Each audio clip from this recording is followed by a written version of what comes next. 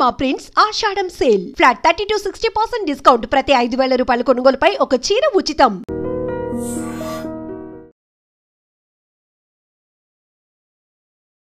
Welcome to I dream. నేను దేశ్రీ. Present మనతో ఉన్నారు స్పిరిచువల్ కౌన్సిలర్ నరసింహ గారు. ఆయనతో మాట్లాడదాం. Hello sir, welcome to our studio. నమస్తే అమ్మా. నమస్తే సార్.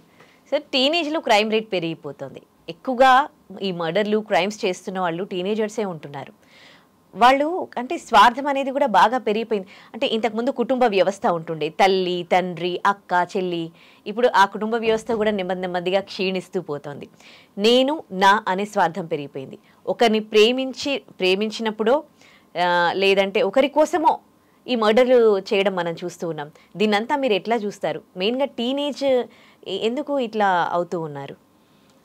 ఇది బాగా గమనించిన విషయం, వాస్తవం అమ్మా. ఇది ఈ మధ్యకాలంలో బాగా ఎక్కువగా జరుగుతోంది. ఇది టీనేజర్స్లో చాలా మార్పులకి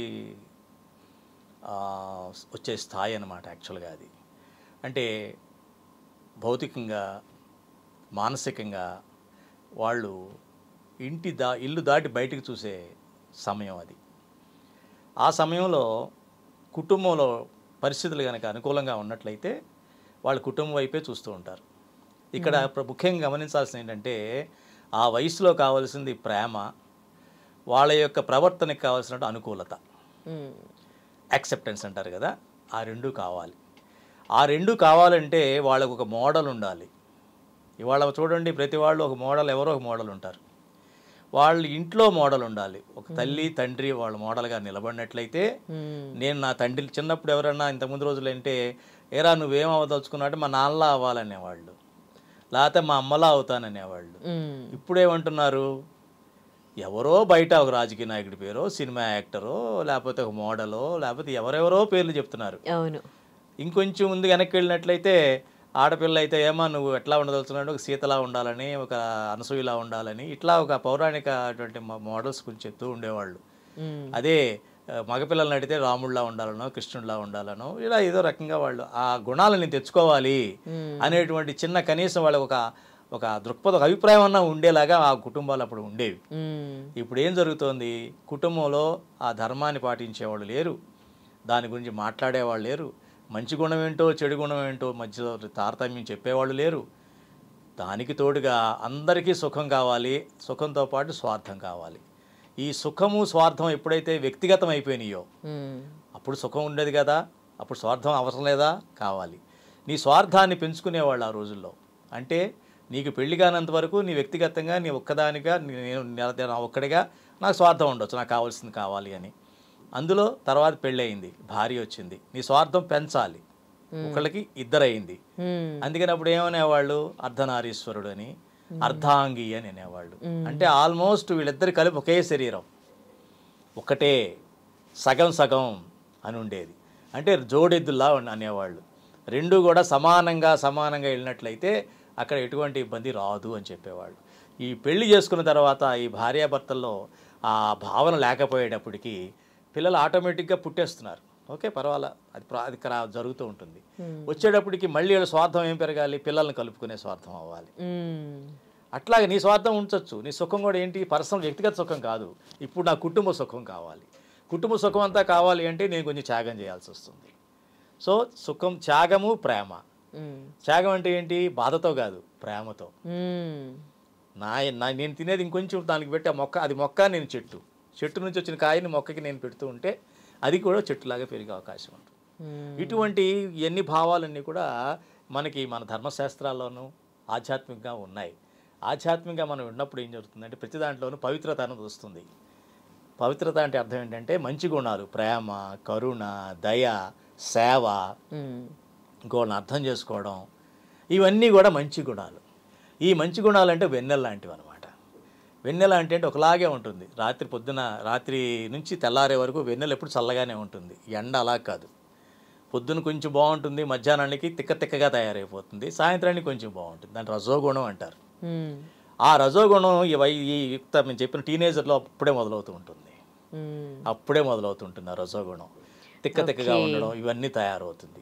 ఆ సమయంలో మనం కనుక కుటుంబంలో కనుక సరైనటువంటి నేను చెప్పినటువంటి ఆ మంచి గుణాలు, ప్రేమ, కరుణ, ఆప్యాయత, అభిమానం, తోడు, నీడ ఇవన్నీ కనుక సమపాళల్లో ఇవ్వలేని పరిస్థితిలో ఉన్నప్పుడు, వాళ్ళు మోడల్గా వాళ్ళకి నిలవనప్పుడు, మా అమ్మ నా కోసం ఇంత త్యాగం చేస్తోంది, నా పరీక్షలప్పుడు నాతో పాటు సమానంగా కూర్చొని అర్ధరాత్రి 12 గంటల వరకు నా చదువు అయ్యేంత వరకు కూర్చొని నాతో పాటు కూర్చోంటుంది, మా నాన్న త్యాగం చేస్తున్నాడు, దానికి చాలా ఇష్టం, ఆదివారం శనివారం బయట తిరిగేవాడు, కానీ ఎగ్జామ్స్ అయినప్పటికీ ఆయన వచ్చిన పక్కన కూర్చుని చదివిస్తున్నాడు, తను టీవీ చూడట్లేదు, ట్యాబ్ పెట్టుకోవట్లేదు, ల్యాప్టాప్ పెట్టుకోవట్లేదు.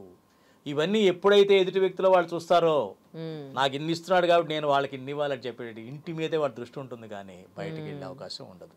ఒకవేళ ఆ వయసులో ఫ్రెండ్స్ ఉంటారు, ఫ్రెండ్స్ దగ్గరికి వెళ్ళినప్పుడు ఆ అసోసియేషన్ ఉంటుంది చూసారు, సంఘం అంటాం, సంఘం ప్రభావం మన మీద ఉంటుంది. వాళ్ళ యొక్క మంచి స్నేహితులతో ఉన్నట్లయితే వాళ్ళు మంచిగా ప్రభావితం అవుతారు. కాబట్టి ఈ తల్లిదండ్రులు మోడల్గా లేనప్పుడు, ఇప్పుడు ఈ ప్రస్తుత కేసుల్లో మీరు చూసినట్లయితే, మీరు ఇలాంటి ఏ కేసు అన్నా సరే క్రైమ్ రేట్ చూడండి, తల్లి తండ్రుల మధ్యలో సరైన వాళ్ళు ఒక బిహేవియర్ బాగోదు, వాళ్ళు అక్రమ సంబంధాలను లేకపోతే ఇంకేవేవో పెట్టుకుంటూ ఉంటారు. వాళ్ళు పెట్టుకునేటప్పటికి ఇన్ని చూసి వీళ్ళలో రకమైన ఫ్రస్ట్రేషన్ వస్తుంది, ఏమీ చేయలేని అశక్తత, అసమర్థత కనిపిస్తుంది, వర్రీ స్టార్ట్ అవుతుంది ముందు. ఇప్పుడు ఎవరన్నా బయట అంటే మీ తల్లి లాగా, మీ నాన్న అలాగా అని ఎవరన్నా అంటే దాన్ని తట్టుకునేటువంటి మానసిక స్థైర్యం వాళ్ళలో ఉండదు. ఉండబోయేటప్పుడు ఏ మనిషి అయినా సరే వర్రీతో మొదలవుతాడు. వర్రీ అంటే ఏంటి? ఒకే ఆలోచనని సొల్యూషన్ గురించి ఆలోచించకుండా పదే పదే దాని మీదే విచారించడం వర్రీ అంటారు. సొల్యూషన్ గురించి ఆలోచించాం, ఆ సమస్య మీదే ఆలోచిస్తూ ఉంటాడు పదే పదే, దాన్ని వర్రీ అంటారు. ఆ వర్రీని అలా నువ్వు పెంచుకుంటూ పోయావు అనుకో, ఫ్రస్ట్రేషన్ కింద వస్తుంది. ఎందుకని? సమాధానం కనపట్ల ఎటు చూసినా సరే ఆ ఫ్రస్ట్రేషన్లో యాంగర్ వస్తుంది. ఉత్త యాంగర్ అయితే పర్వాలా తగ్గిపోతుంది, పాల పొంగులాగా తగ్గిపోతుంది. హేట్తో పాటు యాంగర్ వస్తుంది, ద్వేషంతో వస్తుంది. అది ద్వేషం ఎవరి ద్వారా ద్వేషం, ఎవరి మీద ద్వేషం వస్తుంది? తను ఎవరైతే నిజంగా ప్రేమించాలో ఆ వయసులో వాళ్ళ మీద ద్వేషంగా వస్తుంది. ఉదాహరణకి తల్లి కానీ, ఈ మధ్య చూసిన అవేగా తల్లిని చంపేస్తుందంటే ఏదో మనం చూసాం అనే దాంట్లో, అంటే వాళ్ళ ద్వేషం ఉంది వాళ్ళ మీద. ఎక్కడే తన ప్రేమ అందాలో ఆ ప్రేమ దగ్గర వాళ్ళకి సరైనది లేకుండా దాని ద్వేషం కింద మారినప్పుడు అది హేట్ఫుల్ యాంగర్ అవుతుంది అనమాట, ద్వేషంతో కూడిన కోపం. దాన్ని ఏం చేస్తుందంటే ఆ ఎదుటి వ్యక్తిని ఎవరి వల్ల తను ఇబ్బంది పడుతున్నాడో, ఇబ్బంది పడుతోందో, తన యొక్క ఆలోచనల్ని ఖరాబ్ చేసేస్తుందో, తను ఒక దగ్గర ఉండనివ్వట్లేదో, తనకంటూ అస్తిత్వం లేకుండా చేసేస్తుందో, తన అస్తిత్వాన్ని చెప్పుకోవాలంటే వాళ్ళు ఏం చేస్తారు? మీ అమ్మ ఇలాగా, మీ నాన్న ఇలాగా అంటారు. మరి ఈ అస్తిత్వం, తన అస్తిత్వం చెప్పుకునే ప్రూవ్ చేసుకునే అవకాశం లేదు ఇంకా. సో ఆ వ్యక్తిని అక్కడ నిర్మూలిస్తే తప్ప తను అస్తిత్వానికి దారి లేదని ఒకటి చిన్న భ్రమతో, సత్సంగం లేక, అంటే సరైన సలహా ఇచ్చే వాళ్ళకి లేక దరిదాపుల్లో వాళ్ళు, ఎందుకంటే ఈ ఫ్యామిలీస్ అన్నీ కూడా దాదాపుగా వలస ఫ్యామిలీలు ఉంటాయి. ఎక్కడో విలేజెస్లో ఉంటారు వీళ్ళ చుట్టాలు, బంధువులు, వీళ్ళంతా వాళ్ళ సంబంధికులంతా ఎక్కడో గ్రామంలో ఉంటారు పాపం. వీళ్ళు వలస కూలీలుగానో వలసగానో వాళ్ళు బాగుండాలనో పట్టణాలకు వస్తారు. ఈ పట్టణాలకు వచ్చిన తర్వాత చుట్టుపక్కల దుష్టశక్తులన్నీ కూడా వీళ్ళని ప్రలోభానికి గురి చేస్తాయి. అనుకోకుండానే ఈ సోషల్ మీడియా వీటన్నిటి ప్రలోభానికి గురైపోయి వాళ్ళు ఎక్కడికి వెళ్ళిపోయారో కూడా, ఎలా జారి పడిపోయారో కూడా తెలియని పరిస్థితులకు వెళ్ళిపోతారు. వెళ్ళిపోయిన తర్వాత దిక్కుతోచని స్థితిలో పాపం వాళ్ళు ఆ ఎమోషనల్ ఇది లేక, ఆ మానసిక స్థైర్యం లేక వాళ్ళు ఇవన్నీ చేస్తున్నారమ్మా. అది అని నేను భావిస్తున్నాను. కాబట్టి ధర్మానికి ప్రాక్టికల్గా ఒక ల్యాబ్ ఏదయ్యా అంటే ఒక ఇల్లు. అది ఏ ధర్మమైనా కావచ్చు, హిందూ ధర్మం కావచ్చు, క్రిస్టియన్ కావచ్చు, ముస్లిం ఏదన్నా కానివ్వండి. ఏ ధర్మశాస్త్రం కూడా మంచిగా చెప్తుంది కానీ చెడు ఏం చెప్పదు. ప్రతి ధర్మశాస్త్రంలోనూ గృహస్థాశ్రమాన్ని నిర్వచించారు. దానికి తగ్గట్టుగా నువ్వు ఉండాలి. అంటే అర్థం ఏంటి? ధర్మ, అర్థ, కామ, మోక్ష. ధర్మంగా ఉంటూ అర్థాన్ని సంపాదించు, అలా తద్వారా వచ్చిన కోరికలను తీర్చుకో, తద్వారా నువ్వు మీరు మోక్షానికి వెళ్ళు. అంటే దీని మీద మోహనం నెమ్మదిగా పోతాయి. అట్లా అని చెప్పారు. ధర్మం ఎప్పుడైతే తప్పేసిందో, ధర్మం తప్పిన చోట అడవి మొక్కలు వస్తాయి కానీ గులాబీ మొక్కలు రావు. మనం అనుకున్న మొక్క అయితే రాదు, ముళ్ళ కంచెలు వస్తాయి. ఆ ముళ్ళ కంచెల పాపం గులాబీ పువ్వు అవదలుచుకున్నటువంటి మొక్క ముళ్ళ కంచిగా మారిపోయే సమయంలో ఇటువంటి ఉపద్రవాలు జరుగుతున్నాయి. దాని సమాజపరంగా కూడా ఇప్పుడు చాలా వలసవాదం పెరిగిపోయింది. వలసవాదం అంటే గ్రామాల నుంచి తండోపతండాలుగా నగరాలకు వచ్చేస్తున్నారు, బతకదామని చెప్పేసి వస్తున్నారు. కానీ వీళ్ళు ఇక్కడ నిలదొక్కుకోవడానికి కావాల్సినటువంటి మానసిక స్థైర్యం కానీ, దానికి వాళ్ళకి కావాల్సిన ఆలంబన కానీ ఇచ్చేటువంటి సదుపాయాలు ఇక్కడ లేవు. వాళ్ళే తెచ్చుకోవాలి. అవి తెచ్చుకోవాలంటే భగవంతుడు వాళ్ళకు ధర్మం ఉంటూ ఇచ్చాడు. ఒక సంబంధించినటువంటి భగవంతుడి ఆలోచన కావచ్చు, అక్కడెక్కడ విన్న మంచి మాటలు కావచ్చు, ఓళ్ళలో విన్నవి, అవి మాత్రమే పట్టుకొని దగ్గరలో ఉన్నటువంటి సత్సంగాలకి వాటికి వెళుతూ ఉంటే పిల్లలకు కూడా మంచి మంచి స్టోరీ బుక్స్ మంచి మంచి చెప్తూ ఉంటే తప్పకుండా దీని నుంచి మనం బయటపడే అవకాశం ఉందమ్మా. అందరికి గ్రహిస్తారని నేను భావిస్తున్నాను. తొందరలో అలాంటి రోజు రావాలని కోరుకుందాం సార్. Thank you. నిజంగా ప్రస్తుతం ఉన్నటువంటి సమాజం దేనికి ప్రయారిటీ ఇస్తుంది? ఆర్థిక సంబంధాల చుట్టూ డెలివరీ బాయ్ అనిల్ పై కళ్ళ ముందు